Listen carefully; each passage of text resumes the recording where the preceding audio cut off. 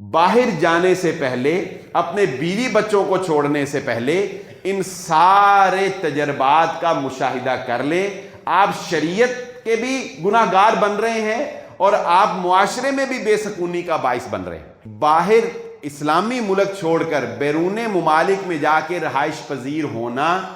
اس میں فوائد کم ہیں اور نقصانات زیادہ ہیں۔ دینی اعتبار سے بھی نقصانات ہیں، معاشرتی اعتبار سے بھی نقصانات۔ مختصر سی زندگی میں انسان پیار محبت کو کھو دیتا ہے، انسان جو ہے وہ انسانی اقدار کو کھو دیتا ہے، انسانیت جو ہے وہ مجروح ہو کر رہ جاتی ہے۔ ہماری آج کی گفتگو، جیسا کہ آپ احباب نے دیکھ لیا ہوگا، کہ ہمارے پیش آمدہ معاشرتی مسائل میں سے ایک مسئلہ یہ بھی ہے کہ ہم تیزی سے پاکستان کو چھوڑ کر بیرون ممالک جانا پسند کر رہے ہیں۔ تیزی سے لوگ جا رہے ہیں، جو نہیں جا پا رہے وہ موقع کی تلاش میں ہیں، اور کہیں نہ کہیں ہم میں سے ہر شخص دل میں یہ خواہش چھپائے ہوئے ہے کہ اگر اس کو موقع میسر آ جائے تو وہ پاکستان کو چھوڑ کر کسی اور ملک میں جا کر آباد ہو جائے یا رہائش پذیر ہو جائے۔ تو اس بارے میں آج ہم یہ بات سمجھیں گے کہ بالخصوص وہ لوگ جو بیرون ممالک جانا چاہتے ہیں یا چلے گئے ہیں یا جنہوں نے زندگیاں گزاری ہیں اور وہ شادی شدہ ہیں اور اپنی فیملی کو پیچھے چھوڑ جاتے ہیں، تو ان کے لیے شریعت کے احکامات کیا رہنمائی کرتے ہیں۔ حضرت عمر بن خطاب رضی اللہ تعالیٰ عنہ راتوں کو گشت کیا کرتے تھے تاکہ از خود لوگوں کے مسائل کا ان کو ادراک ہو سکے اور وہ اس کے ازالے کے لیے کوشش کر سکیں۔ چنانچہ دوران گشت ایک مرتبہ انہوں نے ایک خاتون کو چند عربی اشعار پڑھتے ہوئے سنا۔ ان اشعار کا مفہوم یہ تھا کہ اس تاریک رات میں تنہا جاگ رہی ہوں اور میرا شوہر جو ہے وہ میرے ساتھ نہیں ہے۔ اگر مجھے خدا کا، اللہ کا خوف نہ ہوتا تو شاید کہ میں کسی آزمائش میں، کسی غلطی میں مبتلا ہو جاتی۔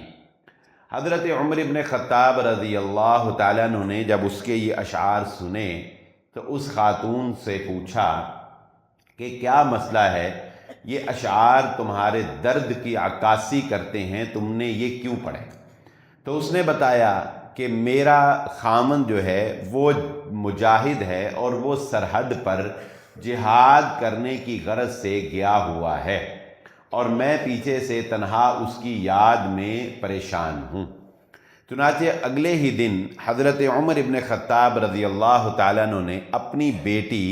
امہات المؤمنین زوجہ محمد صلی اللہ علیہ وآلہ وسلم حضرت حفصہ رضی اللہ تعالیٰ عنہ کو بلایا اور ان کو بلا کر یہ پوچھا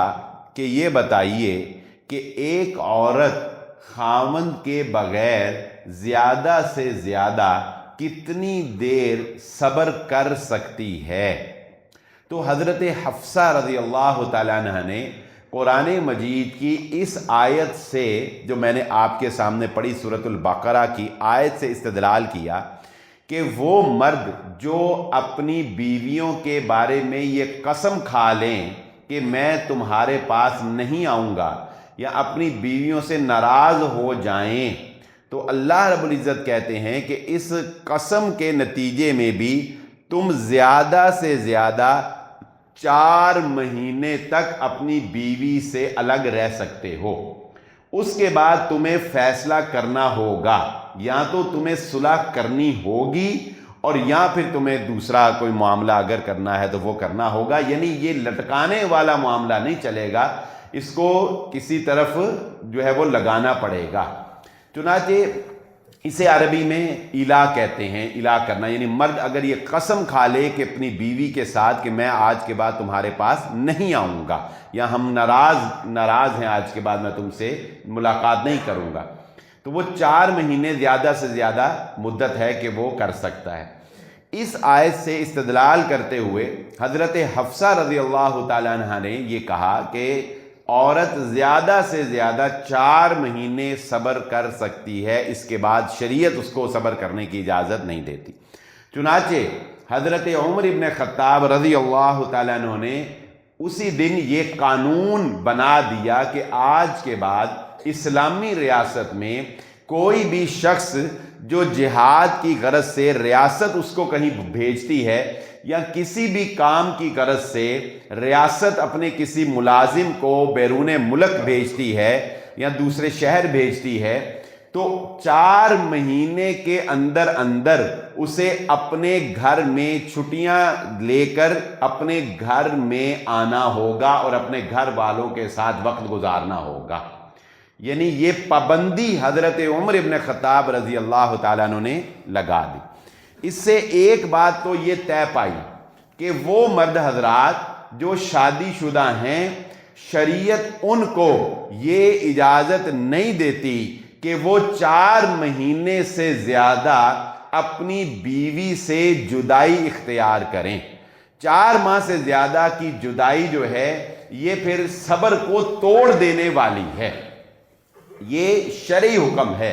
ہاں، اگر کوئی عورت جو ہے وہ برداشت کرتی رہتی ہے، وہ کوئی آواز نہیں اٹھاتی، مرد باہر بیٹھا ہے، سالوں کا بیٹھا ہے، وہ بیچاری ادھر پس رہی ہے، تو ٹھیک ہے، یہ ایک الگ بات ہے کہ وہ اس کا صبر ہے، وہ اس کی مجبوری ہے، مجبوری سے جو ہے وہ کوئی قدم نہیں اٹھاتی، تو یہ اس کا صبر کرنا، اس کا مجبور ہو جانا، یہ ایک الگ پہلو ہے۔ لیکن شریعت اجازت نہیں دیتی ایک نارمل لائف گزارنے کے لیے، ایک نارمل انسان کو شریعت 4 مہینے سے زیادہ جدائی کا اختیار نہیں دیتی۔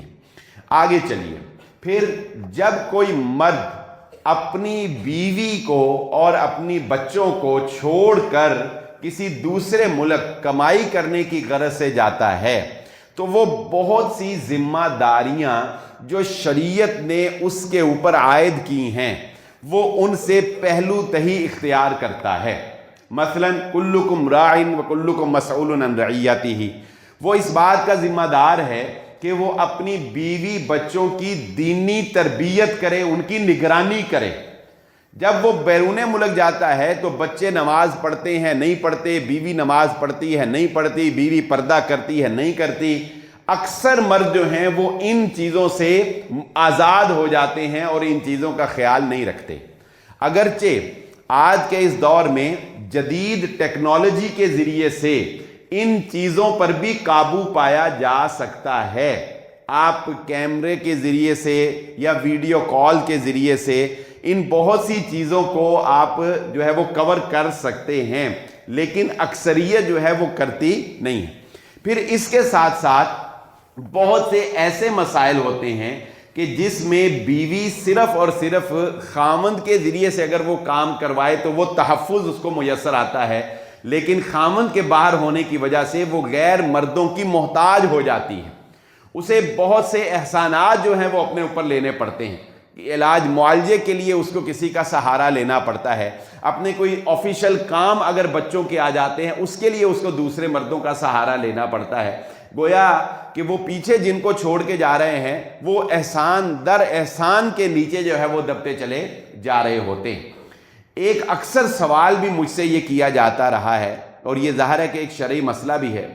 کہ خامن جو ہے وہ بیوی بچوں کو چھوڑ کر دوسرے ملک چلا گیا، اب بیوی جو ہے وہ اپنے سسرال میں رہے گی یا اپنے میکے میں رہے گی؟ یعنی وہ اپنے خامند کے ماں باپ کے گھر میں رہے گی، اپنے خامند کے گھر میں، یا وہ اپنے ماں باپ کے گھر میں رہے گی؟ تو اب یہ بھی ایک بڑا مسئلہ ہے۔ شرعی اعتبار سے تو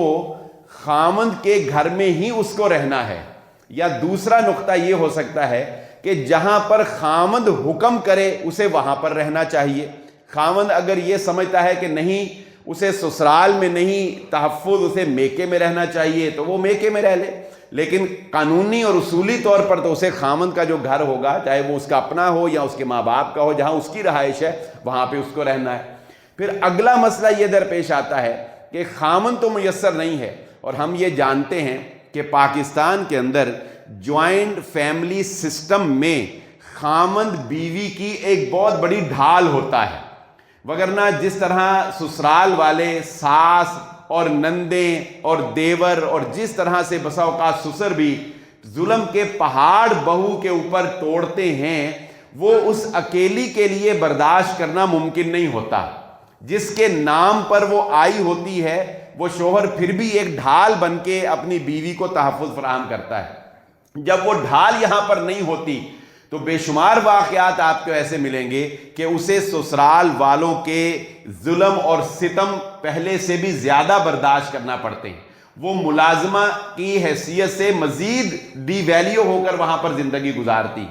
پھر اگر وہ دینی فیملی ہے تو اسے پردے کے مسائل میں بھی سسرال والوں کے لیے جو ہے وہ مسئلے کا سامنا ہوتا ہے۔ اگر اس کے کوئی جیٹھ ہیں، اس کے کوئی دیور ہیں یا دیگر گھر میں ہمارے جوائنٹ فیملی سسٹمز میں ان چیزوں کا زیادہ خیال نہیں رکھا جاتا،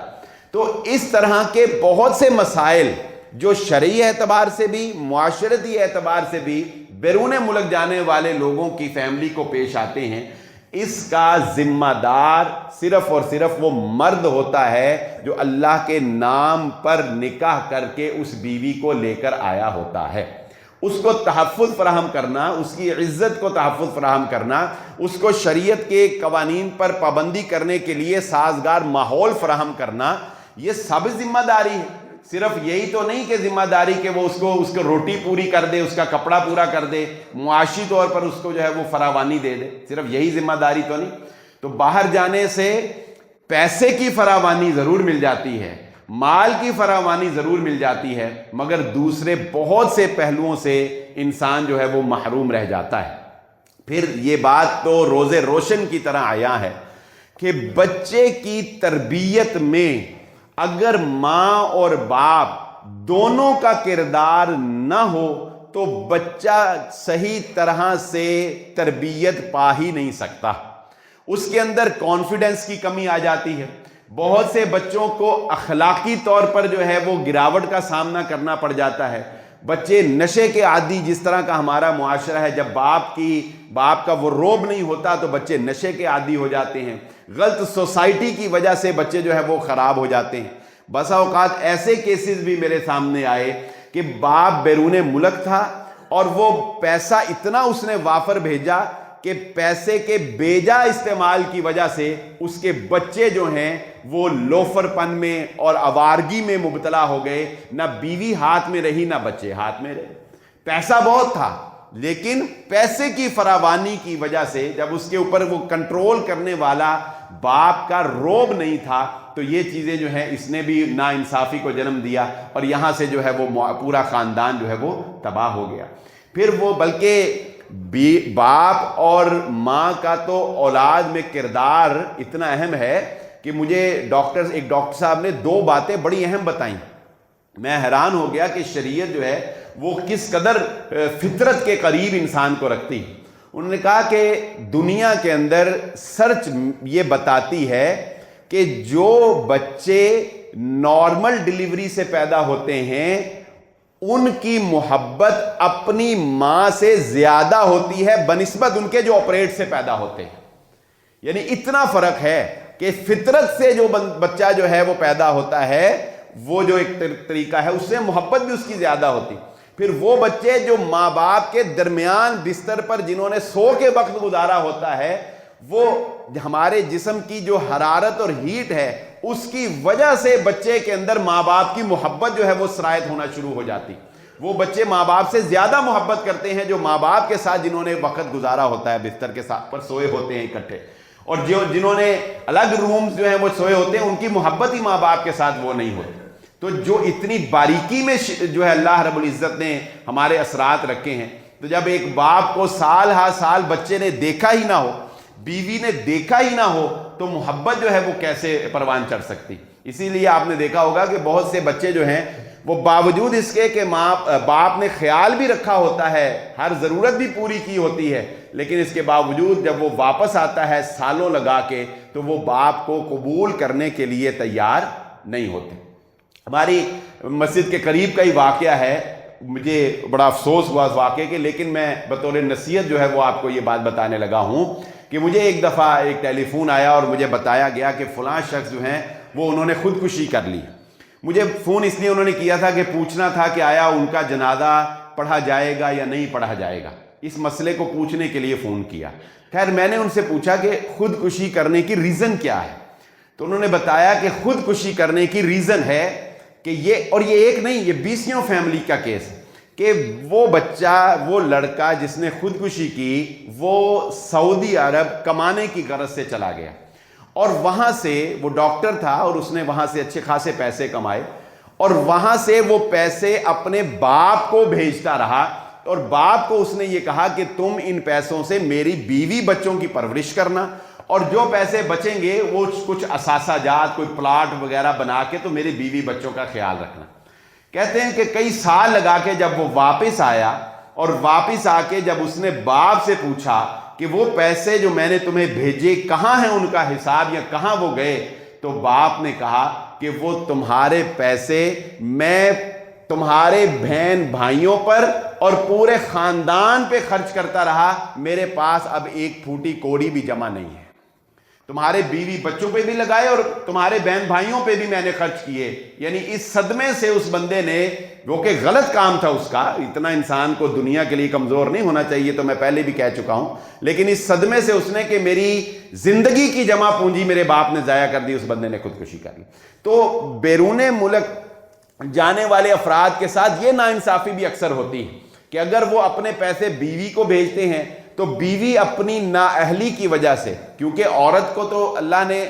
یہ صلاحیت کم دی ہے کہ وہ مینجمنٹ کر سکے گھر کی معاشی حالات کی, یہ صلاحیت مرد کے پاس ہے کہ وہ پیسے کی مینجمنٹ جانتا ہے, کتنے ریزرو رکھنے ہیں, کہاں خرچ کرنے ہیں, کہاں نہیں خرچ کرنے, کہاں پہ ہم نے کتنے لگانے ہیں. عورت کے اندر یہ صلاحیت نہیں رکھی اللہ نے. وہ جب پیسہ عورت کو بھیجتا ہے تو وہ فضول خرچی کی نظر ہو کے پیسہ ضائع ہو جاتا ہے. اگر وہ پیسہ اپنے بہن بھائیوں کو بھیجتا ہے تو وہ ویسے ہی ہڑپ کر جاتے ہیں. ایون کہ اگر باپ کو بھیجتا ہے تو باپ اپنی شفقت میں یہ سمجھتا ہے کہ بیٹا تو میرا ہے, تو میرا ہی پیسہ ہے, لہذا وہ باپ جو ہے وہ دیگر بہن, اس کو اپنی اولاد بھی عزیز ہوتی ہے, وہ اس کے اوپر لگا دیتا ہے. بلکہ آپ نے دیکھا ہوگا پاکستان کے اندر زیادہ تر کیسز جن پلاٹوں کے اوپر قبضے ہوئے یا جن پلاٹوں پہ فراڈ ہوئے, وہ زیادہ تر کیسز بیچارے ان لوگوں کے تھے جو ہمارے اوورسیز پاکستانی, کیونکہ وہ یہاں پہ ہوتے نہیں, کسی نہ کسی پر تو انہوں نے اعتماد کرنا ہوتا ہے, اور جب وہ اعتماد کرتے ہیں تو اسی اعتماد کی بنیاد کے اوپر جو ہے وہ ان کو زیرو کر دیا جاتا ہے. یہ اس طرح کے مسائل ہیں کہ اس لیے میں یہ آپ کے سامنے رکھ رہا ہوں کہ خدا را باہر جانے سے پہلے, اپنے بیوی بچوں کو چھوڑنے سے پہلے ان سارے تجربات کا مشاہدہ کر لیں. آپ شریعت کے بھی گناہ گار بن رہے ہیں اور آپ معاشرے میں بھی بے سکونی کا باعث بن رہے ہیں. آپ کی اپنی زندگی جو ہے وہ صرف پیسے کمانے تک محدود رہ جاتی ہے.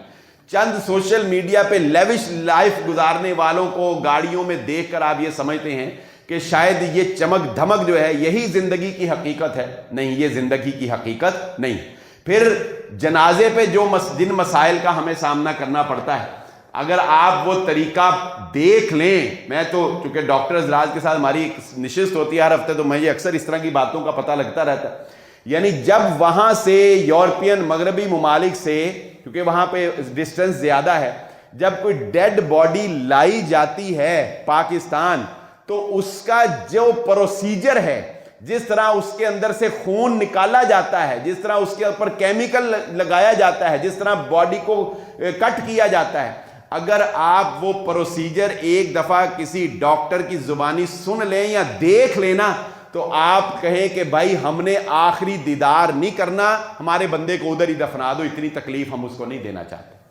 یعنی انتہائی تکلیف دہ مرحلے سے گزار کے ڈیڈ باڈی یہاں لائی جاتی. پھر اس کے علاوہ اگر یہاں کوئی فوتگی ہو گئی ہے تو وہاں والا بندہ جو ہے وہ غم میں جو ہے وہ شریک نہیں ہو سکتا. وہاں پہ کوئی عید قربان کا ہمارے ہاں جو لطف ہے, عید الفطر کا جو لطف ہے, وہاں کوئی لطف نہیں ہے. عیدین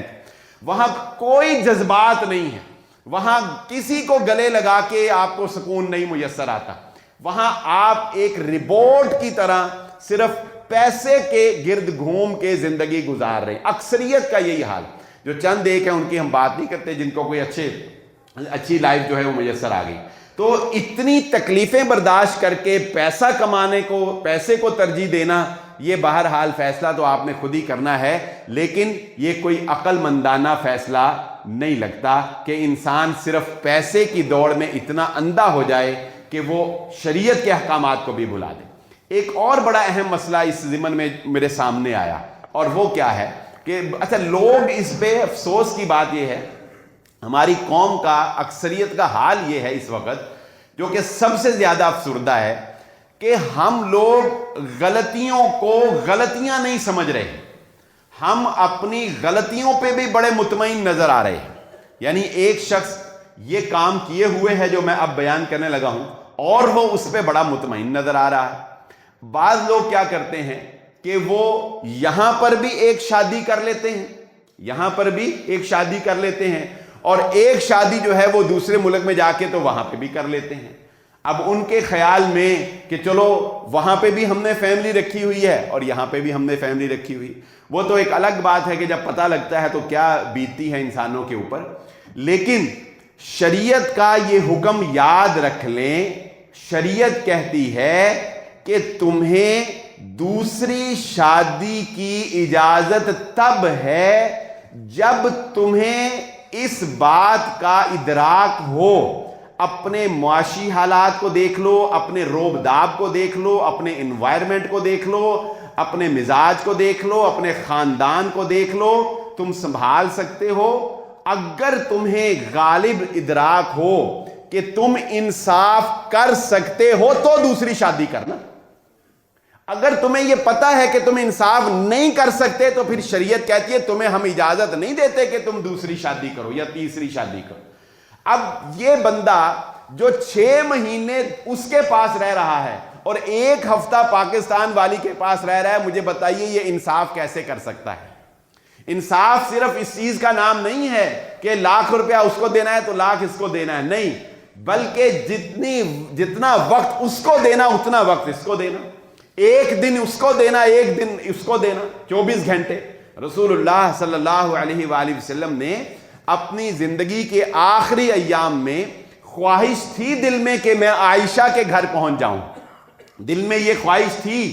لیکن اس کے باوجود کہ یہ خواہش تھی آپ اظہار نہیں کر رہے تھے، لیکن آپ کی ازواج مطہرات نے یہ بھانپ لیا تو انہوں نے خوشی سے رسول اللہ صلی اللہ علیہ وسلم کو یہ اجازت دی کہ آپ اپنا وقت بیماری کا جو ہے یہ حضرت عائشہ صدیقہ رضی اللہ تعالیٰ عنہ کے گزار لیں۔ انہوں نے اجازت دی، اپنا وہ حق معاف کیا، تو پھر رسول اللہ صلی اللہ علیہ وآلہ وسلم نے وہاں پر حضرت عائشہ صدیقہ رضی اللہ تعالیٰ عنہ کے وقت گزارا۔ تو اگر کوئی بندہ یہ سمجھتا ہے کہ جی میں نے یہ سلوشن تلاش کر لیا کہ میں ایک ادھر کر لوں ایک ادھر کر لوں اور میں بڑا پرفیکٹ ہو گیا ہوں دینی اعتبار سے بھی، تو بھائی جو ناانصافی کا بوجھ تمہارے اوپر پڑ رہا ہے، یہ قیامت کے دن اس کو کیسے کور کرو گے؟ اس کا جواب جو ہے وہ تمہارے پاس کیا ہے؟ پھر بیرون ملک اور بالخصوص یہاں پہ مغربی ممالک، یورپی ممالک، کینیڈا، امریکہ اور اس طرح کے غیر اسلامی ممالک میں جانے والے لوگ جو ہیں وہ اس بات کا بھی خیال رکھیں کہ ان کی اپنی زندگی جو ہے وہ دینی اعتبار سے کتنی ڈسٹرب ہو جاتی ہے۔ کیا ان کو اگر مہینوں آذان کی آواز نہ آئے، اگر وہ با جماعت نماز نہ پڑھ سکیں، اگر ان کی اولاد وہاں پر رہتے ہوئے کسینوں کی عادی بن جائے اور شراب نوشی کو وہ حلال گرداننے لگے اور اللہ کے خالق ہونے پر ان کا ایمان نہ رہے، تو مجھے بتاؤ ڈالروں کی اس بارش کو کیا کرنا جو تمہاری اور تمہاری نسلوں کے ایمان کو ہی جو ہے وہ ہوا میں اڑا دے۔ تمہارا ایمان ہی اگر باقی نہ رہے تو اس پیسے کی برسات اور اس پیسے کی بارش کو انسان نے کیا کرنا ہے؟ اس لیے آج کی اس گفتگو کا میں کچھ اور نصیحت بھی کرنا چاہتا ہوں، اس لیے ہم کوئی 10 منٹ ادھر لے کر جائیں گے۔ آج کی اس گفتگو کا جو لب لباب اور خلاصہ کلام ہے وہ یہ سمجھ لیجئے کہ باہر اسلامی ملک چھوڑ کر بیرون ممالک میں جا کے رہائش پذیر ہونا، اس میں فوائد کم ہیں اور نقصانات زیادہ ہیں۔ دینی اعتبار سے بھی نقصانات ہیں، معاشرتی اعتبار سے بھی نقصانات۔ مختصر سی زندگی میں انسان پیار محبت کو کھو دیتا ہے، انسان جو ہے وہ انسانی اقدار کو کھو دیتا ہے، انسانیت جو ہے وہ مجروح ہو کر رہ جاتی ہے۔ اس لیے خدارا اس طرح کا کوئی بھی فیصلہ لینے سے پہلے 1000 مرتبہ سوچ لیا کرے۔ ہاں لیکن یہ بھی ایک بات اپنی جگہ حقیقت ہے جس سے کہ ہم انکار نہیں کر سکتے کہ پاکستان کے حالات وہ بھی بعض اوقات بعض دوستوں کو بھائیوں کو مجبور کر دیتے ہیں کہ وہ پاکستان چھوڑ کر چلے جائیں۔ پاکستان کے حالات بھی مجبور کر دیتے ہیں۔ تو اگر پاکستان کے حالات کسی کو مجبور کر بھی دیں باہر جانے پہ تو پھر بھی کم از کم اتنا خیال ضرور رکھ لینا کہ اتنا دین سیکھ کر پاکستان سے جانا کہ وہاں جا کے اور کچھ نہیں تو تمہارا لا الہ الا اللہ محمد الرسول اللہ کا ایمان بچ جائے، تمہارا عقیدہ کم از کم ایمان بچ جائے۔ چلو ایمان بچا ہوگا، عقیدہ بچا ہوگا تو اللہ چاہے تو باقی گناہوں کی معافی ہو سکتی ہے، لیکن ایسا نہ ہو کہ تمہارا یقین اور ایمان اور دین کا جو علم ہے وہ اتنا کمزور ہو کہ باہر جانے پر تمہارا ایمان جو ہے وہ بھی جاتا رہے، اور اگر ایمان چلا گیا تو سمجھ لو کہ پیچھے کچھ بھی باقی نہیں بچا، چاہے تم دنیا کے امیر ترین انسان بن جاؤ۔ اور نوجوانوں کے لیے میں ایک بڑی خاص بات کرنا چاہوں گا۔ دیکھیے ہمیشہ جو فیصلے ہوتے ہیں نا وہ اکثریت کو دیکھ کے کرنے چاہیے، تھوڑوں کو دیکھ کے نہیں کرنے چاہیے۔ یہ ایک نقطہ ہے، یاد رکھیں۔ ہمیشہ فیصلہ، شریعت کا بھی یہی اصول ہے، شریعت جب بھی کوئی قانون بناتی ہے، کوئی فیصلہ کرتی ہے، وہ اکثریت کو دیکھ کے معاشرے کی کرتی ہے،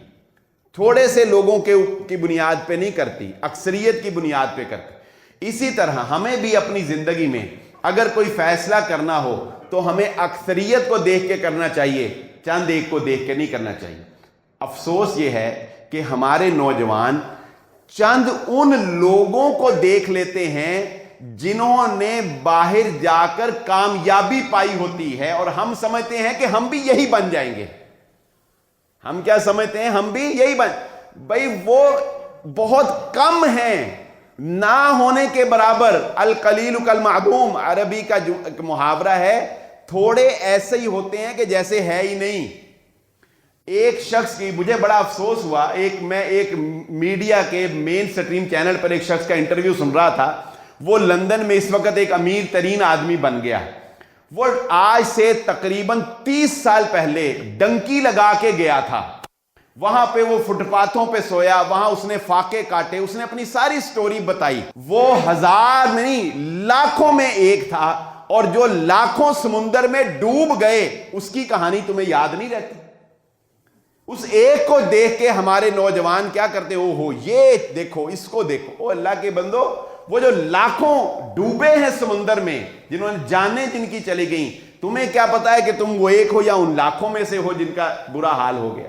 تو فیصلے اکثریت کو دیکھ کے کیا کریں، ایک آدھے بندے کو سوشل میڈیا پہ دیکھ کر یہ نہ فیصلہ کر لیا کریں کہ بس چونکہ یہ اب اس وقت یہاں پہنچ گیا تو ہم بھی یہاں پر پہنچ گئے ہیں۔ تو ضرورت ہے اس بات کی، جس تیزی سے وطن عزیز پاکستان کو ٹیلنٹ چھوڑ کے جا رہا ہے، جس تیزی سے وطن عزیز پاکستان سے قابل لوگ، ذہین دماغ والے لوگ جس تیزی سے پاکستان کو چھوڑ کے جا رہے ہیں، اور بغیر وجہ کے صرف تن آسانی کے لیے، اپنا لائف سٹائل اپ ڈیٹ کرنے کے لیے اور معاشی فراوانی کے لیے، اپنا لیول اپ کرنے کے لیے جس طرح سے لوگ جا رہے ہیں، خدا را ایک کمپین چلانے کی ضرورت ہے ہمیں اس بات پر کہ ہم لوگوں کو یہ آگاہ کریں کہ یہ باہر جانا، یہ زندگی کوئی زندگی نہیں ہے، یہ تمہارا ایمان بھی خراب کر رہی ہیں اور تمہاری زندگی کی رونقیں بھی تم سے چھین رہی ہیں۔ اللہ رب العزت سے دعا ہے اللہ مجھے اور آپ کو جو کہا اور جو سنا سمجھنے کی اور عمل کرنے کی توفیق عطا فرمائے۔